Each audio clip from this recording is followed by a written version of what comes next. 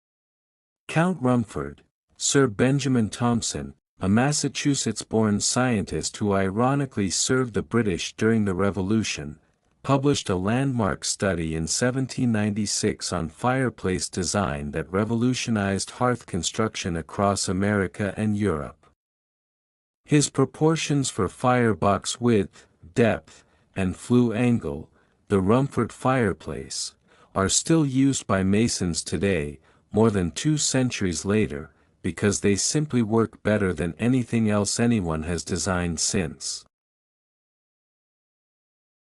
The sisters at their table have ordered a second round.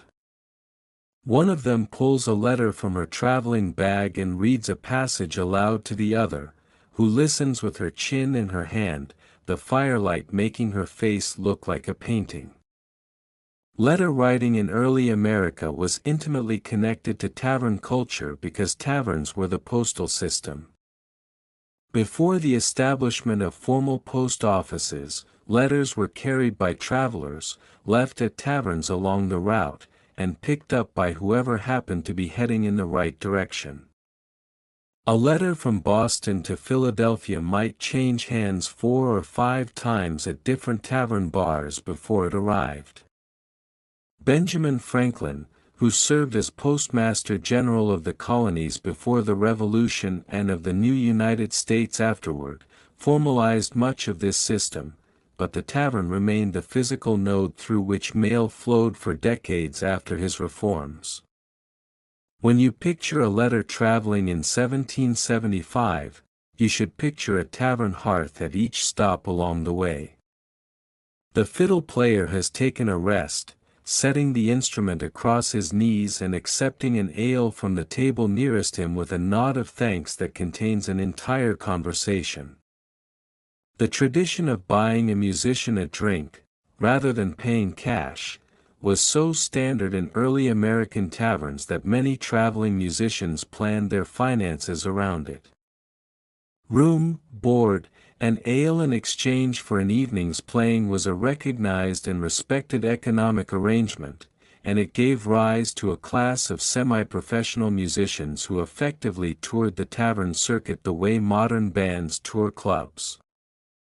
These musicians carried their songs across state lines, depositing melodies in one town and picking up new ones in the next, creating a living, moving musical exchange that no recording technology could have replicated, because the version of the song you heard depended entirely on who had played it last, and what mood they were in, and what the room needed that particular night.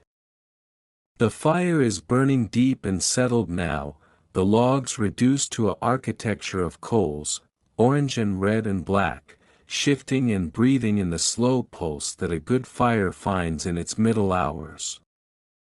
The color of glowing embers carries real information about their temperature. Barely visible, dull red coals are burning at around 900 degrees Fahrenheit. Bright cherry red indicates roughly 1,400 degrees. Orange coals are approaching 1,800 degrees. Yellow-white embers, the kind you sometimes see at the very heart of a sustained fire, are burning at over 2,000 degrees Fahrenheit. Colonial blacksmiths used this color language every working day to judge whether their forge was ready to work iron, whether a blade was at the right heat for quenching, whether a horseshoe needed more time. Reading fire by color was a skilled trade in itself, and the men and women who gathered around tavern hearths absorbed this knowledge as background, the same way a modern person absorbs the meaning of a traffic light without ever having been formally taught it. The trapper has fallen asleep sitting up, his chin dropping toward his chest with the complete, uncomplicated trust of a man who knows the room is safe. Nobody disturbs him. The fire watches over him the way fires have always watched over sleeping people.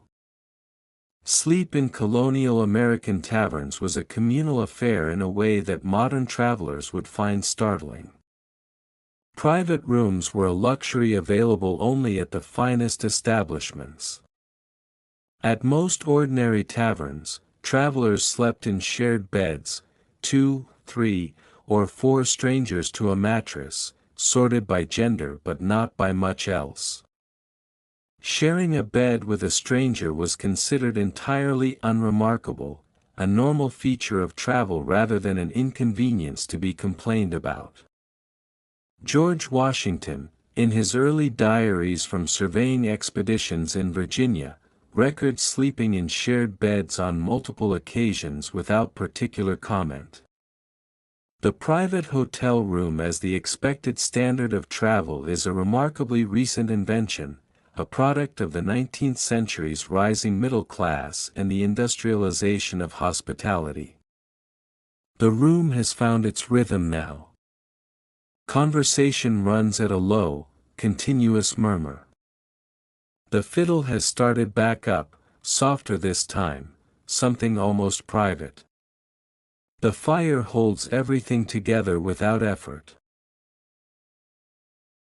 Rum was the dominant spirit of colonial American taverns, not whiskey, which most people today would associate more naturally with early American drinking culture.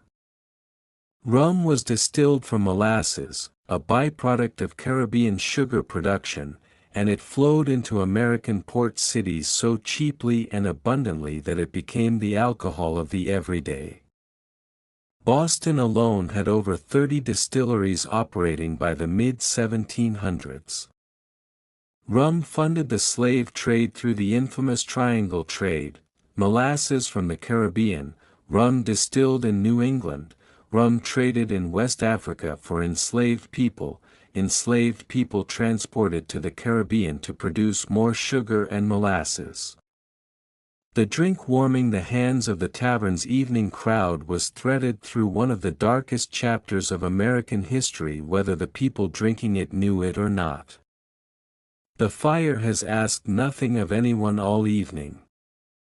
It has simply been there, giving light, giving warmth, asking nothing back, the way the best kind of company always does. Fire has been central to human social life for so long that our brains may be physically shaped by it. Anthropologist Polly Wiesner of the University of Utah conducted research comparing daytime and nighttime conversations among the Jew/Hoansi people of southern Africa, one of the world's oldest surviving hunter-gatherer cultures, and found a dramatic shift. Daytime talk was dominated by practical matters, food, work, complaints, and economic exchange. But nighttime conversation around the fire shifted overwhelmingly to storytelling, singing, and the discussion of distant people and places. Wiesner argues that firelit nights effectively doubled the active social hours of early humans, and that the storytelling, imagination, and long-range social thinking that happened around those fires may be directly responsible for the expansion of human cognitive and cultural complexity. We didn't just warm ourselves at the fire. We became ourselves there. Halfway. 50 facts behind us, 50 still ahead. The fire is at its finest hour and the night has nowhere it needs to be. Stay a while longer. The best part of the evening is always just arriving.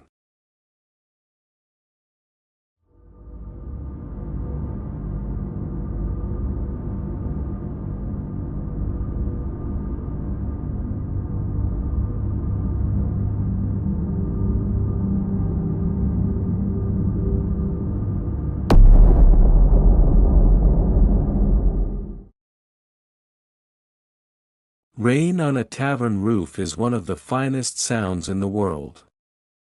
Not the sharp, aggressive rain of a summer storm, but the steady, patient kind, the kind that settles in for the night with no particular intention of leaving.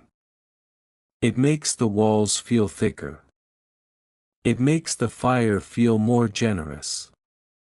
It turns the whole building into an argument against the weather outside, and the weather outside into an argument for staying exactly where you are. Nobody is going anywhere tonight. The road is mud. The sky is closed. The fire has the room entirely to itself, and it knows it. There is a particular quality to a tavern on a night like this, a compression of warmth and company and time that you don't find on clear, easy evenings when leaving is always an option. When the weather takes that option away, something loosens. Stories get longer. Voices get quieter. The fire gets its full attention. A man near the hearth has been whittling since before supper, a small figure emerging from a piece of chestnut wood, patient chip by patient chip. He doesn't look up when he talks, but everyone listens when he does. Wood craftsmanship and the tavern hearth were deeply connected in early American life in a way that went beyond simple warmth. The hearth was the light source by which craftsmen worked during the long winter months when daylight was short and candles were expensive.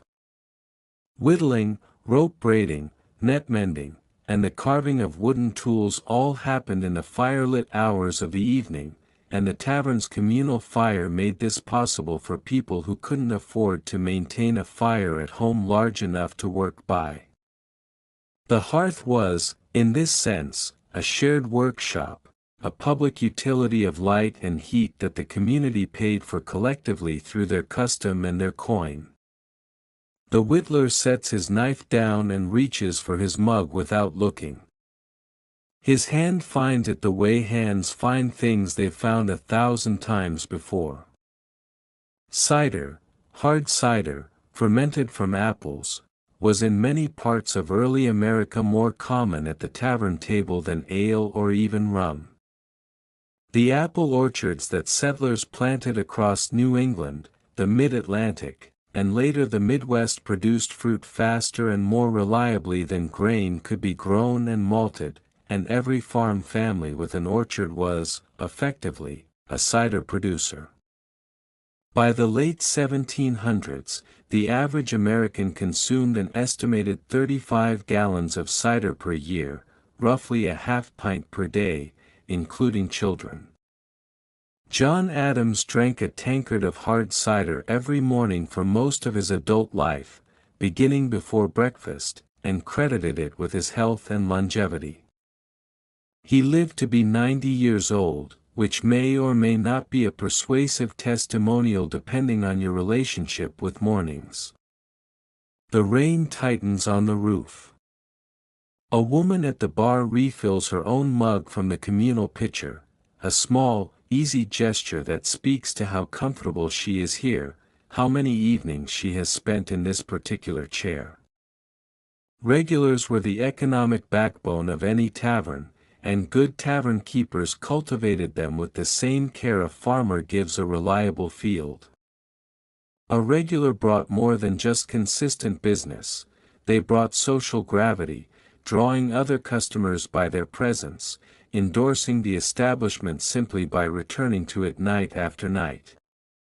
In many colonial taverns, regulars had their own pewter mugs hung on hooks behind the bar with their names scratched into the base, a personalization that cost nothing and meant everything, a small declaration that this person belonged here, that this fire was partly theirs. The custom of the personalized mug persists today in certain bars and pubs across the American South and Midwest, direct descendants of a tradition that is older than the country itself. Thunder rolls, closer now. The fire pulls everyone's attention for a moment, not because of the thunder, but because of what the thunder does to the silence around it.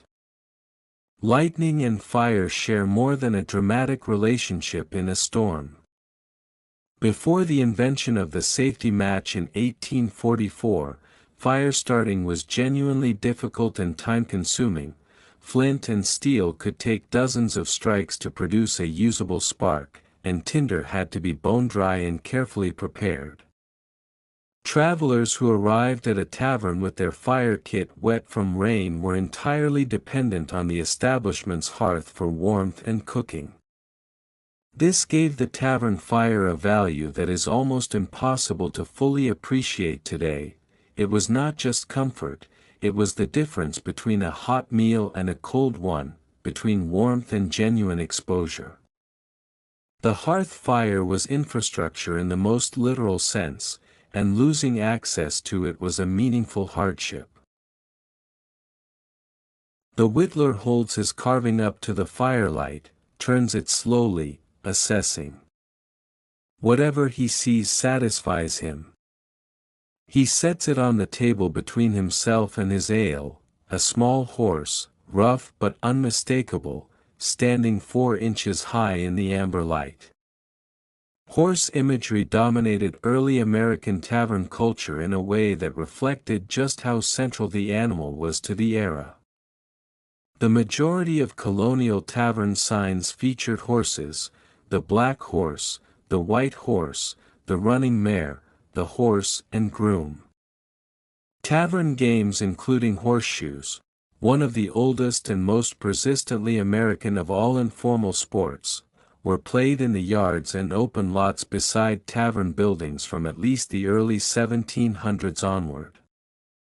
The game almost certainly evolved from the actual practice of tossing spare horseshoes at a stake during the waiting time while horses were being reshod at the smithy next door, idle hands finding idle entertainment from the tools immediately available, which is, when you think about it, how most great American pastimes got started. The rain is steady. Someone has pulled a bench close to the fire, not sitting on it, just resting their feet on it, toes toward the warmth, the way people arrange themselves around heat when they're completely at ease. The science of why sitting near a fire feels so fundamentally restorative goes deeper than simple warmth.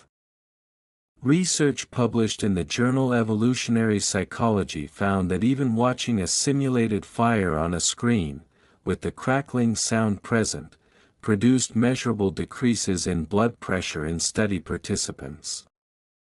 With a real fire, the effect was more pronounced, and it intensified the longer a person sat with it.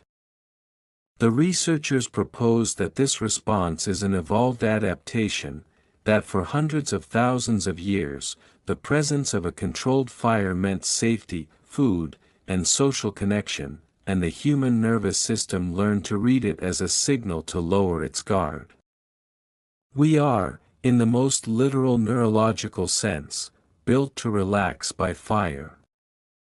It is one of the oldest instructions written into us. The fiddle player from earlier has come back to the corner, but tonight he isn't playing yet, just listening to the rain, the way musicians listen, like they're taking notes on something nobody else is. Many of the most enduring American folk songs were born in specific taverns in specific towns, their origins now so thoroughly absorbed into the common tradition that the birthplace is forgotten.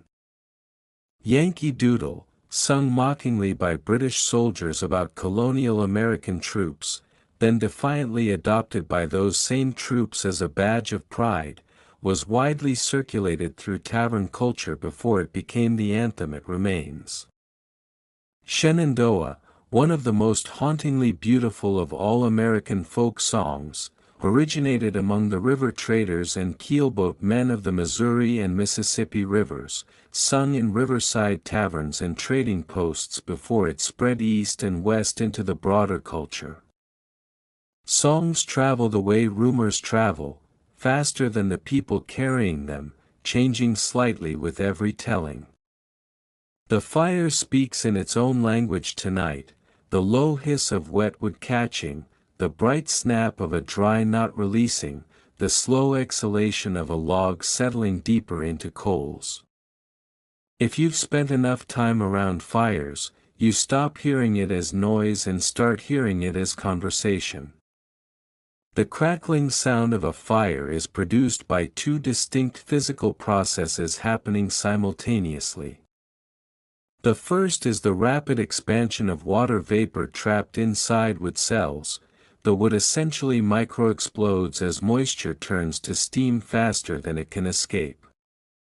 The second is the thermal stress fracturing of the wood's cellular structure as it heats unevenly, producing tiny splitting sounds that stack on top of each other into the layered, complex crackle that no recording has ever quite captured faithfully. Green wood, freshly cut, still full of moisture, crackles and hisses dramatically. Seasoned wood, dried for a year or more, burns quieter and hotter, the sound more of a low tick than a snap, like a clock running down. The hour is moving toward its deepest point. The bar has stopped serving new rounds without anyone announcing it. It's just the understood, unspoken agreement of a late night that has reached its natural limit. What's in your mug is what there is. The American tradition of the last call, the announcement that the bar will shortly stop serving, has its roots in colonial tavern law. Most colonial ordinances required taverns to stop serving alcohol at a specific hour, typically between 9 and 11 in the evening, depending on the colony and the day of the week. Sunday trading restrictions were particularly strict. Violations carried real penalties, fines, license suspension, or in repeat cases, permanent closure. The phrase "last call" itself, while it predates documentation, almost certainly emerged from the literal practice of a tavern keeper calling out, sometimes with a bell, sometimes with a shout, that the final round was available for those who wanted it before the law required the taps to close. The fire is lower now. Not dying. A well-built fire in a stone hearth doesn't die easily, but settling, pulling inward, concentrating its warmth into a smaller, denser space. Like everything worth keeping, it. Ash wood, the timber of the ash tree, common throughout the eastern United States, was considered by many colonial American hearthkeepers to be the single finest firewood for a tavern fire. Unlike hickory, which burned hottest but was heavy and slow to light, ash wood produced a rapid, clean flame with moderate heat that was easy to manage, required minimal splitting, and burned down to a fine, light ash rather than heavy clinker. The Norse, whose relationship with fire and wood was forged across centuries of hard northern winters, had a saying, "Ash wood wet or ash wood dry, a king shall warm his slippers by," meaning ash was so reliably good that it burned well even when freshly cut. The saying crossed the Atlantic with Scots-Irish settlers and took root in the Appalachian woodcraft tradition, where it is still repeated today by people who heat their homes with wood and know, from experience, that it is true. The rain is still falling. The fire is still burning. 40 more facts between here and the end of the night, and not one of them is in a hurry. Lean back. Let the rain do the talking for a moment. We'll pick it back up right where we left it.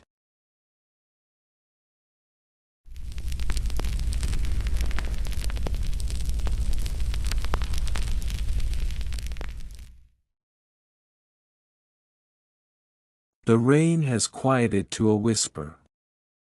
It's still there, you can hear it if you listen past the fire, past the low murmur of the last few conversations still running at the corners of the room. But it has lost its urgency. Whatever it needed to say, it has said. What remains is just the sound of a wet world settling into itself, and the fire doing what it has done all night, holding the center of the room with steady, unhurried confidence. This is the hour of the ember. Not the hour of the flame, that belongs to earlier in the evening, when the fire was young and showy and needed to prove itself. This is the hour when the fire has stopped performing and simply is. The coals are deep and serious. The heat is the kind you feel in your chest before you feel it on your skin. The light is amber going to rust, and it turns every face in the room into something worth painting. The few people still here are the ones who belong to the night. Not insomniacs or troublemakers, just people for whom the late hours have always felt more honest than the daylight ones. They sit with their drinks and their thoughts and the fire, and no one feels the need to fill the silence with anything it doesn't need. The barkeep is wiping down the counter with the slow, meditative rhythm of someone who has moved past tiredness into something beyond it, a second wakefulness that the late hours sometimes offer if you let them. The profession of bartending in America has a history stretching back to the very first colonial ordinaries, but it didn't acquire its modern name until the early 19th century. Before that, the person behind the counter was simply called the tapster, from the tap used to draw ale from a barrel, or occasionally the drawer, for the same reason. The word bar itself, referring to the counter that separated the tapster from the customers, derives from the iron or wooden bar that was literally installed across the service area in early taverns to prevent customers from helping themselves to the stock. That physical bar, a boundary, a threshold, a line between the served and the server, gave every drinking establishment in the English-speaking world the name it still carries today. He sets the cloth down and leans against the back wall, looking at the room the way a captain looks at a. Barrels were the shipping container of the colonial world, and the men who made them, coopers, were among the most essential and well-paid craftsmen in early America. A good barrel was watertight, pressure-resistant, and strong enough to be rolled, stacked, and dropped from a ship's hold without failing. The curved stave construction that gives a barrel its shape is a feat of geometry that took apprentices years to master. Every stave must be cut to a precise angle so that when assembled, the barrel forms a perfect, self-reinforcing oval with no gaps. Taverns kept coopers on retainer or nearby, because a cracked ale barrel was not just a financial loss. In a dry summer or a hard winter, it was a genuine crisis. The craft of coopering is largely lost today, surviving mostly in the premium whiskey and wine industries, where the specific wood and char level of the barrel still shapes the flavor of what ages inside it.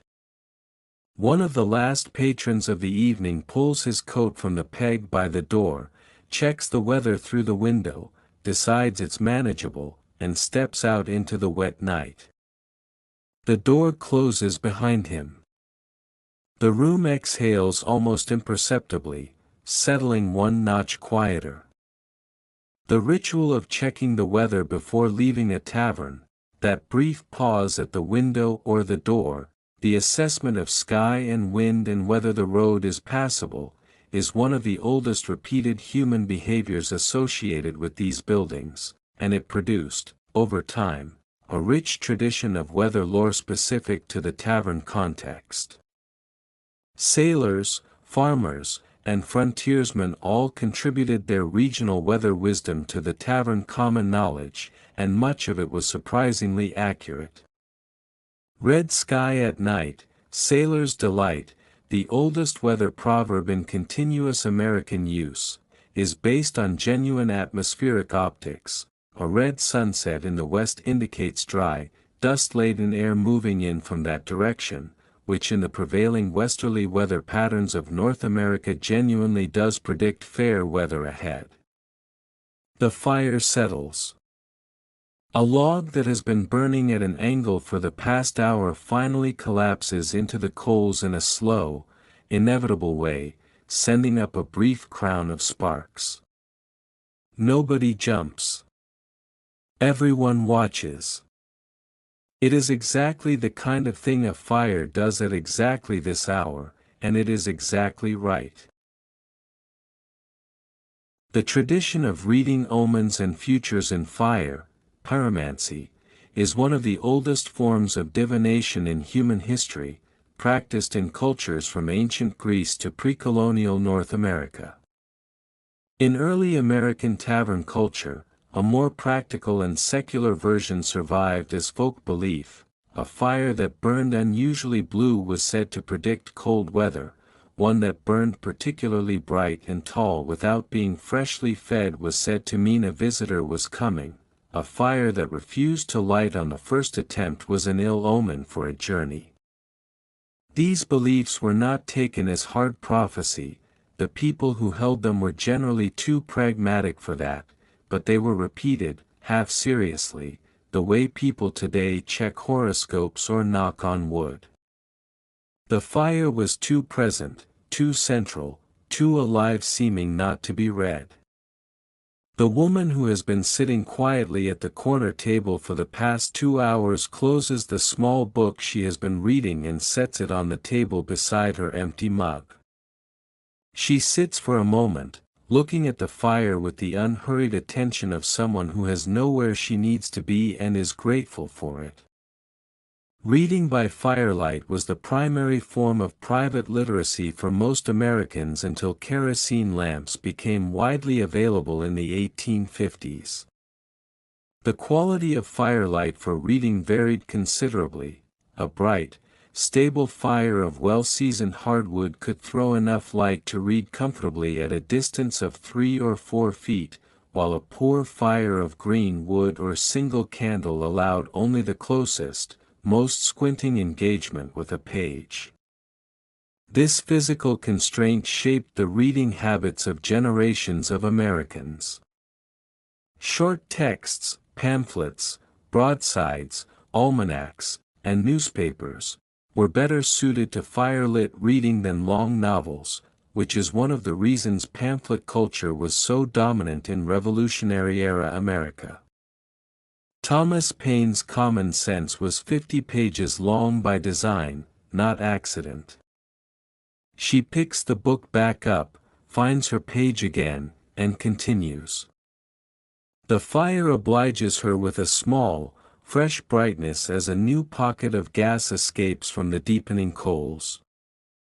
The American Almanac, that indispensable annual publication that combined a calendar, weather predictions, farming advice, tide tables, and occasional humor, was designed specifically to be read aloud in taverns and around hearth fires during the long winter evenings. Benjamin Franklin's Poor Richard's Almanac, published annually from 1732 to 1758, was the most widely read publication in colonial America after the Bible, and Franklin wrote it with a tavern audience explicitly in mind, short, punchy, full of proverbs and wit that could be read, repeated, and argued about in a room full of people with varying degrees of literacy. Early to bed and early to rise, makes a man healthy, wealthy, and wise, was written to be heard across a tavern room and remembered without writing it down. The clock somewhere in the building ticks into the silence between thoughts. The fire answers it with a soft creak of settling wood.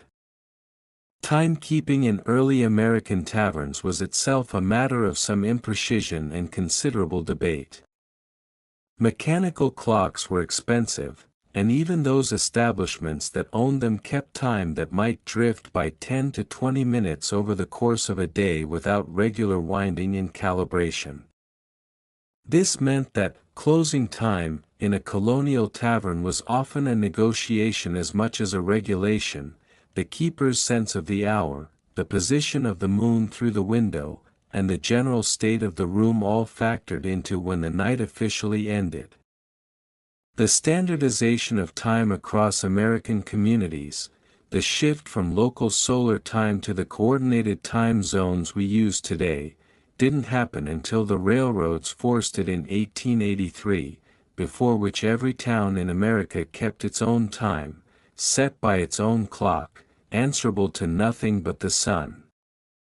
The fire has pulled into itself now, not a wide, spreading warmth but a concentrated, focused heat emanating from the deep heart of the coals. This is the fire at its most ancient. Not the fire that cooks or lights or impresses, the fire that simply endures. Peat, decomposed and compressed plant material cut from boggy ground, was the primary fuel source for much of early America's Scots-Irish immigrant population, who brought with them from Ireland and Scotland a centuries-deep relationship with peat fire that they transplanted, where they could, to the New World. Peat burns slower and cooler than wood, produces a distinctively sweet, earthy smoke, and holds its heat with extraordinary patience. A peat fire properly banked can stay alive for 48 hours or more.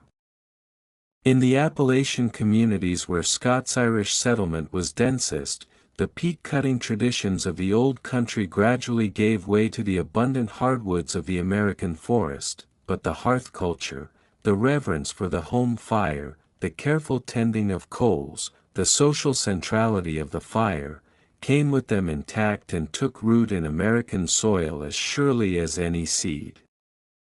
The last other customer of the night says his good nights, unhurried, genuine, and makes his way to the stairs. His footsteps cross the ceiling above, and then the building holds only three living things: the barkeep, the woman reading, and the fire. In the folklore of the American frontier and the deep rural South, a fire that went out unexpectedly in the night, without apparent cause, without the wood being exhausted, was called a cold leaving, and was considered a serious omen. The tradition behind this belief almost certainly stretches back to the practical reality of fire-dependent life. An unexpected cold hearth in winter genuinely could mean sickness, accident, or death had come to the household while the firekeeper slept. What began as a rational fear, the cold hearth as evidence that something had gone wrong, transmuted over generations into folklore, the practical anxiety becoming supernatural dread in the way that most American ghost stories do, starting from something real, and taking root in the dark. The woman sets her book down a second time, this time with finality. She looks at the fire for a long, quiet moment. The fire looks back, in the way fires do, without judgment, without impatience, with nothing but the steady, ancient offer of warmth to anyone who needs it. The hearth in early American law was the legal and symbolic center of the home in a remarkably literal way. Under the common law tradition inherited from England and carried through the colonial legal system, a man's hearth defined his household. A household was, legally, any group of people sharing a common fire. Tax assessments, military conscription records, and census counts were all organized around hearths rather than individuals or family units. To share a hearth was to be, in the eyes of the law, a member of the same household. And to extinguish your hearth, to let it go permanently cold, was the legal signal that a household had dissolved. The fire was not merely the warmth of the home. Under American law, for most of the nation's first century, it was the home itself. 3 segments left.